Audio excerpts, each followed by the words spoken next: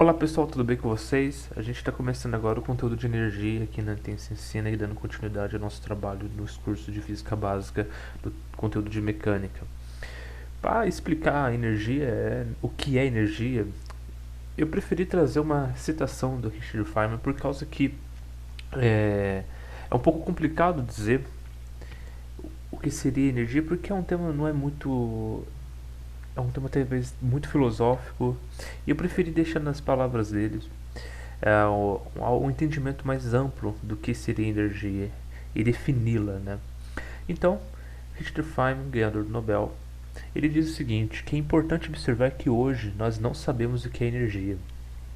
O que sabemos é que existe uma lei governando todos os fenômenos naturais conhecidos até hoje. Não existe nenhuma exceção conhecida a essa lei, que é conhecida pelo nome de Lei da Conservação da Energia. Ela estabelece que há uma certa quantidade que nós chamamos de energia, cujo valor não se altera nas várias mudanças que ocorrem na natureza. Ela não é a descrição de um mecanismo ou qualquer coisa concreta. Ela é uma lei abstrata porque é um princípio matemático. Ela exprime o fato de que quando calculamos um certo número no início de um processo e no fim do processo, os resultados são iguais. Então, aqui está uma descrição sobre a energia. Ela sempre vai se conservar, ela nunca vai se perder, ela vai sempre se alterar em outra.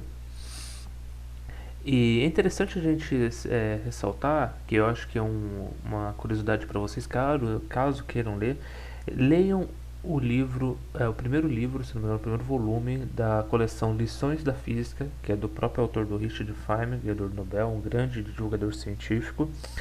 E lá tem um capítulo só falando sobre o que é energia. Lá ele vai discorrer em outros tipos de energia, outras formas. Então recomendo vocês lerem. Tem em PDF, vocês encontram na internet. E vocês vão ler lá o primeiro volume, o capítulo lá sobre energia. Recomendo, vale muito a pena. Então, prosseguindo, a gente vai fazer uma definição parcial da energia. Que consideremos um sistema formado por um ou mais corpos, diremos que esse sistema possui energia, se de alguma forma puder movimentar coisas ou funcione. Lembrando disso, a gente pode utilizar um exemplo das máquinas de vapor, lá durante a Revolução Industrial, que na Revolução Industrial as máquinas de vapor utilizavam o carvão aquecido gerava calor, que logo aquecia a água, que essa água ia evaporar, né, ia gerar um vapor, e esse vapor ia movimentar, né, uma roda, né, que é assim por diante, movimentar as ferramentas não, os aparelhos, né, que estavam constituídos daquela máquina de vapor, que logo ia gerar um processo ali. A gente também pode utilizar, né, por exemplo, um veículo, né, um combustível, ele tem uma energia química e a partir daí ele está lá dentro, né, do nosso motor. Aí tem uma faísca e essa faísca ela vai gerar uma explosão, né, ali, uma mini explosão. Essa energia química gera calor, aquece as coisas e assim por diante você tem uma energia cinética sendo transformada ali. A energia química transforma em energia cinética dentro do nosso motor ali e assim o pistão vai começar a mexer e assim por diante. Então perceba, a energia ela vai sendo transformada. A energia, aqui você tinha o carvão, por exemplo, aqui nas máquinas de vapor, um carvão, e depois essa energia térmica se tornou energia cinética e assim por diante. Ela vai sendo transformada dependendo das circunstâncias ali. Ela vai se adaptando no que for decorrer, o que a natureza pedir. E assim por diante. E logo a gente tem uma energia potencial. E aí a pessoa pergunta para mim, mas o que seria essa energia potencial? Ora, a energia potencial, ela ela já diz o nome, né, o potencial. Ele tem um significado de alguma coisa que alguém garante que existe, mas ainda não apareceu. Por exemplo, a gente tem aqui, vou pegar aqui uma cor preta, a gente tem uma montanha e a gente tem uma bolinha, certo? E tá a bolinha aqui. Uma pedra, melhor dizendo, uma pedra parada. Ela tá aqui. Finge que ela tá parada, tá bom? E Mas aí o que acontece? Ela começa a rolar, tá bom? E ela ganha um movimento aqui. E a pedra começa a rolar.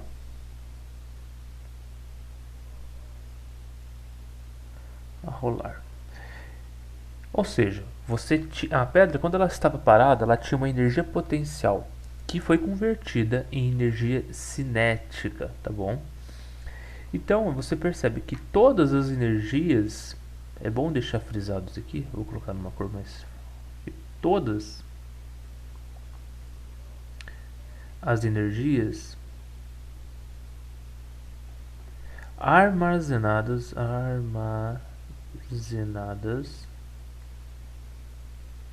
são potenciais. Então todo corpo ele tem uma energia potenciais. Todos os corpos assim têm uma energia potencial que logo pode se tornar em outra energia e transformar em energia química, cinética e assim por diante, beleza? E na natureza a gente tem vários tipos de energia. Eu não vou entrar em detalhes, mas vou citar algumas, né? A gente tem a energia radiante, mas pô, o que é energia radiante? A energia radiante é a luz, é um caso particular de uma onda eletromagnética, né? Um raio-x. E essa onda que a gente tem, né? Por exemplo, a gente tem ondas de rádio, ondas de TV, micro-ondas, infravermelhos, ultravioleta, raios gamas e assim por diante, certo? E as ondas eletromagnéticas, elas transportam uma forma de energia, denominada energia radiante. Então, as ondas eletromagnéticas, eu vou colocar aqui, vou colocar como OE, tá bom? Ela tem uma energia radiante.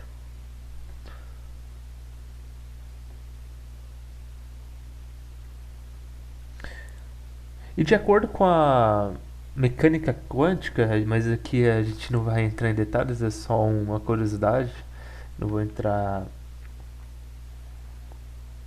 em detalhes na mecânica quântica.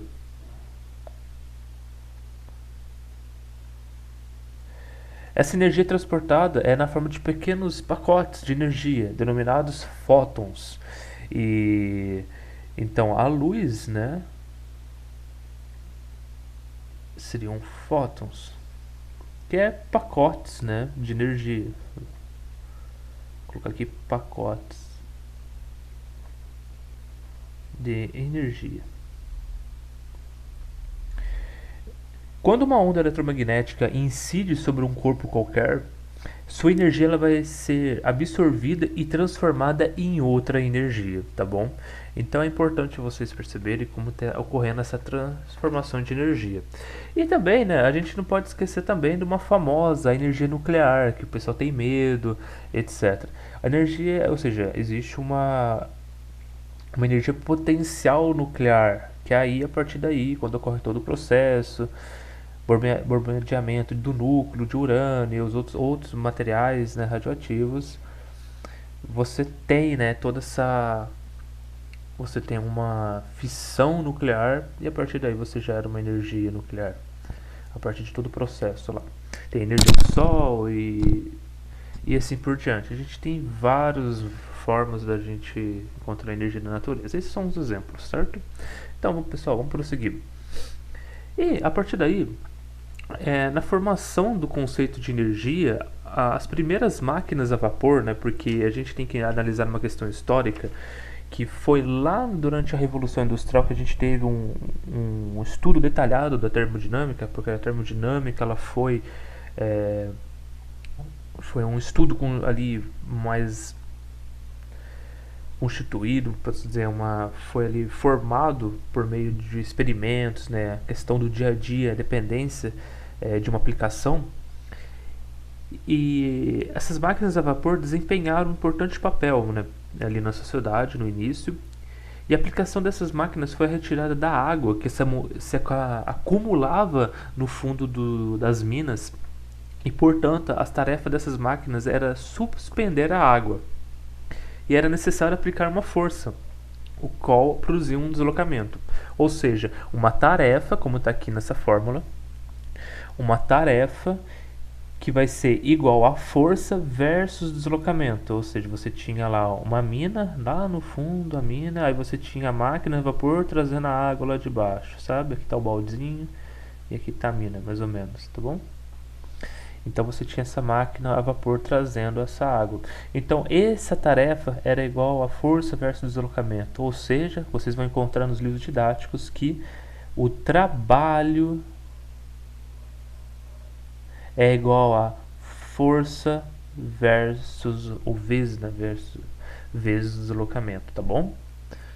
Então aqui você tem o início do que é denominado conceito de trabalho.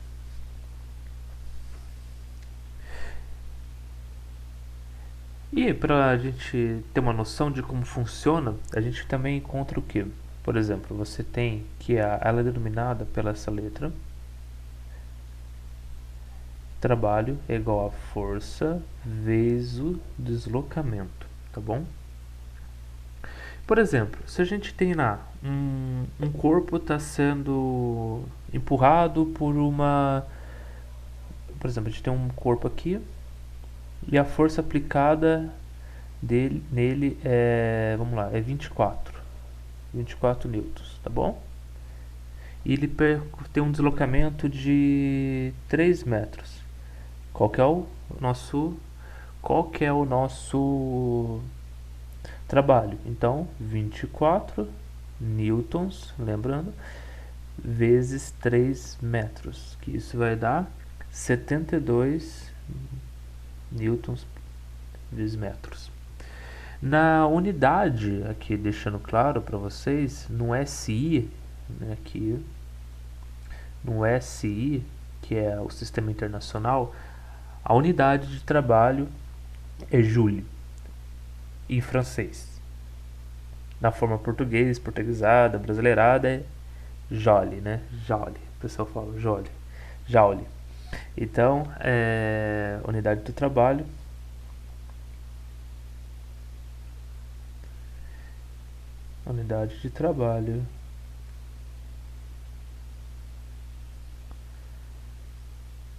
é joule. Então, isso daqui é o que? 1 joule é igual a 1 newton vezes metros. Portanto, isso aqui vai dar 72 joule. Tá bom? Essa aqui é a nossa resposta. Então, pessoal, vamos continuar.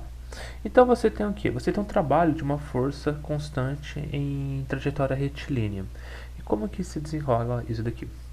Por exemplo, você tem uma força e essa força está sendo aplicada, mas ela tem um ângulo, beleza? E como que a gente faz para achar essa força? Ora, como a gente viu nas aulas anteriores, a gente tem que decompor essa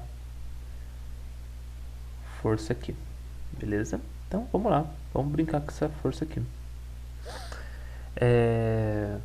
Primeira coisa, em Fy, né, a gente tem F vezes seno de θ. Fx a gente tem F cosseno de θ. Porém, agora a gente tem que analisar. O deslocamento ele está sendo em y ou em x? O deslocamento está sendo em x. Então, esquece do y, tá bom? Porque o Fx ele contribui para a aceleração, logo a variação da velocidade. Portanto, o trabalho Fx é igual a Fx vezes o deslocamento. O deslocamento a gente tem que vai ser F vezes cosseno de θ, abre parênteses, fechar aqui, vezes o d. Portanto, a gente tem aqui o que é o nosso trabalho quando tem um deslocamento, que vai ser F vezes d vezes cosseno de θ, beleza? Então essa daqui é a nossa fórmula do deslocamento, tá bom? Aqui a força do trabalho trajetória retilínea, mas quando a força tem um ângulo, ok? A partir daí, a gente pode considerar, e quando tem um ângulo, a força, no caso, é contrária ao deslocamento. E agora? Como é que funciona? É a mesma coisa. A gente pega e faz a decomposição. A gente tem aqui, a gente vai ter essa força aqui que vai ser tangencial ao deslocamento, e a gente vai ter a nossa força normal, direção da força normal. Ficou meio torto, mas tá aqui, tá bom? E aí o que acontece? A gente vai ter uns dois ângulos aqui. Perceba, a gente vai ter esse ângulo, a gente considera como um alfa, e a gente vai ter esse daqui, que a gente chama de θ, tá bom? Lembrando que alfa e θ, eles são suplementares.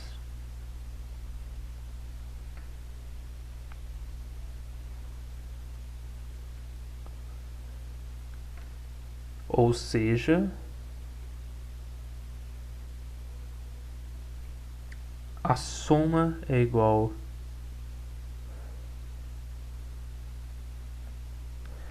a 180 graus. Tá bom? É isso daqui. Então, vamos lá. Vamos fazer essa força aqui. Vamos decompor principalmente essa força tangencial, que é o que a gente precisa, que a gente tem que para calcular aqui. Então, vamos fazer aqui. A gente tem, vamos decompor Ft, que vai ser igual a F cosseno de alfa, e o Fn, que vai ser igual a F seno de alfa. Lembrando que cosseno de alfa vai ser igual a menos cosseno de θ. Portanto, a gente tem que Ft é igual a F cosseno de alfa, Ft é igual a F menos cosseno de θ, e logo fica Ft menos F cosseno de θ. E logo a gente conclui que o nosso trabalho vai ser igual a, ou seja, assim, a gente pode considerar no caso que o trabalho da força F e da força é igual a força tangencial, que vai ser igual a menos Ft vezes d. Vou colocar aqui em cima. Então o que acontece? A gente tem que, aqui dá para colocar, vai ficar menos com menos, ou seja, perceba, pessoal, vou fazer aqui direto. Vou apagar aqui. Tem esse menos aqui para fora, beleza? Tem esse menos aqui. Só que o Ft, ele também tem menos, então esse menos, quando o Ft for substituir aqui, esse menos deles vai sumir junto com esse menos. Então vai ficar mais, e logo vai ficar Fd cosseno de θ. Perceba que é a mesma resposta anterior, certo? Por causa dessa identidades trigonométricas a gente utiliza, então por causa disso que a gente encontrou a mesma resposta, tá bom? Só vou colocar aqui para ficar frisar.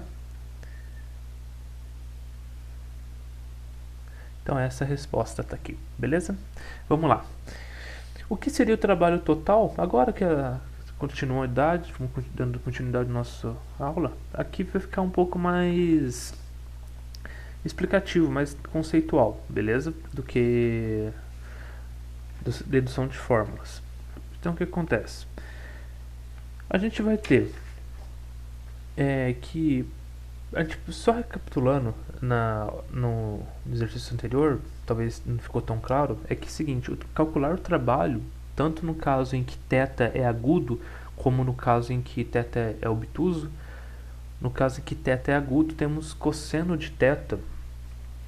O cosseno de θ ele vai ser maior que zero. No cosseno de θ ele vai ser maior que zero. E o trabalho é positivo. No caso em que é obtuso, né, o θ é obtuso, temos que cosseno de θ é menor que zero. E o trabalho é negativo nesse caso. Então aqui é positivo e aqui é negativo, tá bom? Então, voltando aqui. O trabalho total, ele é o seguinte, você faz a somatória de todas as forças que estão sendo aplicadas em determinado corpo na natureza ali. Então, a gente faz a somatória de todos os trabalhos ali. Então, assim por diante. E assim vai embora. Então, você pega a fórmula e vai substituindo e vai somando elas, os valores. O trabalho de uma força variável, a trajetória curva, ela vai se variando ao longo dessa trajetória. Então a gente tem um ângulo aqui. A gente utiliza, né, nos cálculos avançados o conceito de integral aqui, cálculo integral, mas nessa aula aqui, como vocês não têm ainda a base para entender o entendimento do cálculo integral, mas pense assim, você divide a trajetória em vários trabalhos, depois faz uma soma aqui. Mas como a gente está analisando, apaguei aqui. Mas como a gente está analisando esses ângulos aqui da trajetória, a gente pode utilizar a equação que a gente utilizou aqui, dependendo das circunstâncias que a gente se deparar no problema. E por fim, a gente soma com todos os trabalhos que ocorrem nessa trajetória aqui, numa trajetória curva. O trabalho de uma força variável, a gente pode utilizar um corpo numa certa trajetória, como está enunciado aqui nessa gráfico aqui, essa curva, e a gente pode analisar, como eu falei, um cálculo integral, divide em pedacinhos, né, a nossa trajetória, depois soma, e a gente faz essa análise. E como que a gente faz? Por exemplo, se a gente pega,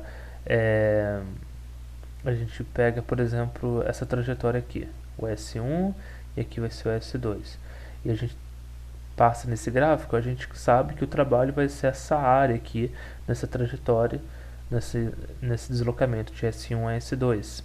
Mesma coisa, aqui a gente tem um deslocamento, a gente já tem a força, e assim a gente já encontra o trabalho. Uma força constante, também a área de baixo do gráfico é a nossa área, vai ser o nosso trabalho. Então aqui uma forma da gente entender como encontrar o trabalho por meio de um gráfico. Então, e por fim, a gente também tem, né, quando tem um deslocamento contrário, a gente pode encontrar aqui, quando o trabalho for maior que zero, o trabalho for menor que zero, também através do gráfico a gente calcula. Por baixo do gráfico a gente tem a área e assim a gente tem o trabalho, ok? Então, pessoal, vamos lá. E quando tem o trabalho da força-peso, a gente tem um corpo também, caindo, ponto A, ponto B, e aí também você tem um deslocamento, né, dele. O corpo A, o jeito que ele faz, e depois tem outra trajetória. Tem duas trajetórias, a verde e a azul. Então você também tem a forma de você calcular aqui. Aqui você tem que analisar a aceleração da gravidade, uma altura h, e assim por diante. Logo, você tem que a força. Qual que é a força? Como você está trabalhando com a força peso, a gravidade, então a força é igual ao peso, que é igual a mg. Beleza? Então, a trajetória de A a B é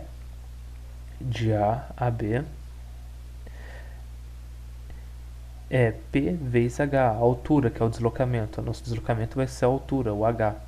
Então, é só substituir aqui. E quando for no sentido contrário, você coloca o negativo aqui, de B a A, e você coloca o negativo. Então, só esses cuidados que a gente tem que ter quando for fazer os cálculos de trabalho, tá bom? E vamos lá. E quando for um trabalho de uma força centrípeta? Então, na força centrípeta, como a gente viu nas outras aulas, né, a força ela aponta para o centro, né, trajetória, e a força centrípeta é perpendicular ao deslocamento. Portanto, o trabalho em cada pedaço é nulo. Como assim cada pedaço? É como a gente dividir em pedacinhos cada trajetória aqui. Então vai ser sempre nulo porque ele vai estar sempre apontando para o nosso centro aqui. Então, nesse caso, é nulo, como está representado aqui. O trabalho da força centrípeta é igual a zero. E o trabalho da força normal sobre um corpo que desliza em contato com a superfície. Ora, esse aqui é bem legal. A força normal ela vai ser sempre perpendicular ao deslocamento. E assim, cada pedaço, ou melhor, né, cada pedacinho ali, né, que eu falei, ele está dividindo essa trajetória aqui em pedacinhos para analisar melhor como é que vai ser o trabalho, vai ser sempre igual a zero. Ou seja, trabalho é nulo. É importante observar que esse resultado só é válido se a superfície de contato é fixa. Se a superfície de contato for móvel, o do trabalho da força normal poderá ser diferente de zero, tá bom? Mas de qualquer forma, é o que? A força nossa nesse momento aqui é a força normal. E a partir daí a gente encontra a nossa resposta multiplicando com o deslocamento, tá bom? Então aqui que está a nossa fórmula aqui, caso, né, for diferente de zero. Quando for diferente de zero, quando não for perpendicular, lembrando, esse daqui, quando for a superfície for fixa, tá bom? Superfície fixa, o trabalho da força normal é igual a zero. Agora, se não for, né? Agora, se for uma superfície móvel, você vai ter que calcular, tá bom? É isso aí.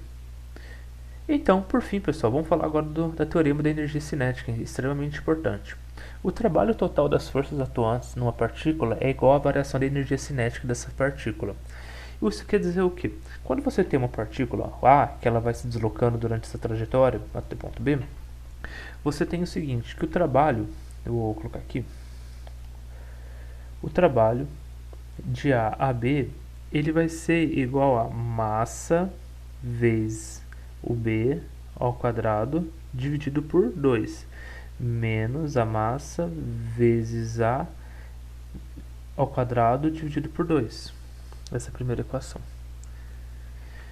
Logo, você tem que a energia cinética ela vai ser igual a massa vezes a velocidade ao quadrado dividido por 2. O que isso quer dizer? O corpo M, né, o corpo que a gente está trabalhando aqui, ele tem uma velocidade escalar v e possui uma energia cinética, de fato, nessa trajetória. Que essa energia cinética nada mais é do que 1 EC. E admitimos que essa energia cinética corresponde ao trabalho realizado sobre o corpo.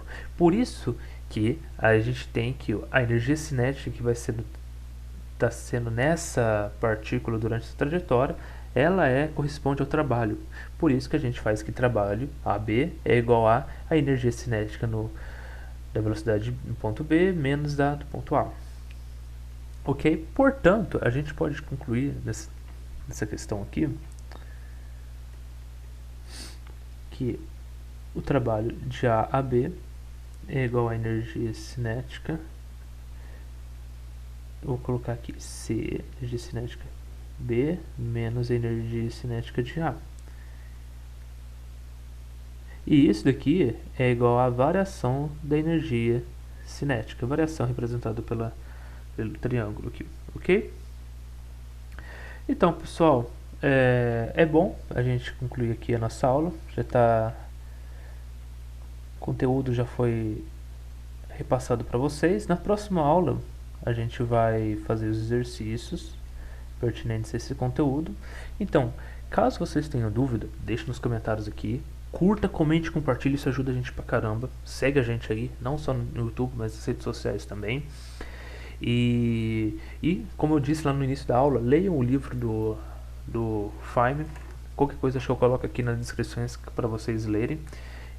É importante, isso vai aumentando o conteúdo, vai engajando vocês a entender melhor esse tema, que é muito importante, muita pesquisa filosófica, o que é o conceito de energia, tá bom? Então é isso, pessoal. Espero vocês na próxima aula e até mais.